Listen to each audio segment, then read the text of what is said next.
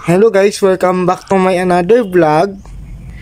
And for today's video guys, ay kung naalala nyo guys, itong electric fan ko na nirepair ko nung nakaraan, itong Astron Speedy Desk Fan na to, na sira yung kanyang cover dati guys, pati LEC, so pinalitan ko na yan.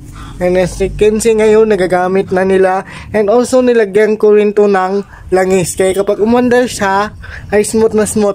Ngayon subukan natin sa number 1. Ayan. So actually kahit number 1 guys, malakas. Yan o. Yan ang lakas guys. And also nagsiswing din siya guys. So yan. Try natin sa number 2. Ayan guys, ang lakas guys. Kahit number 2 malakas. Lalong number 3 yan. Tama? Kita nyo, ang lakas oh. Bago ang cover niya ay galing sa ibang electric fan ko guys. Yung Panda Desk Fan ko, yan galing yan sa Panda yung cover niya. Pero ito guys, yung grills niya guys, itong screen niya or harang sa LEC, original niya ito guys. Yung LEC naman na yan ay galing Shopee po yan guys. So tayo natin sa 3. Ayun, number 3, napakalakas. So yan. So ito yung electric fan na galing Iligan. So dinala ng tita ko, nasira yung cover at walang LEC.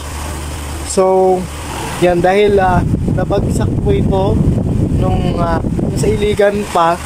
So ayan, nandito na yung electric fan na to, at least pakinabangan pa ulit guys. So yan, napakalakas guys. So try natin siyang steady. Try natin steady. Try kong steady guys. Yan. Okay. So yan, i-steady ko siya. Yan guys, oh. Napakalakas. Astron Speedy. Yan, oscillate po. Ayun, oscillate. Ikot siya, yan. So yun guys, ang update sa nirepair kong Astron Desk Fan Speedy, model Speedy. Maraming salamat sa panonood, and please like, share, and subscribe guys. And also follow my Facebook page and subscribe to my YouTube channel.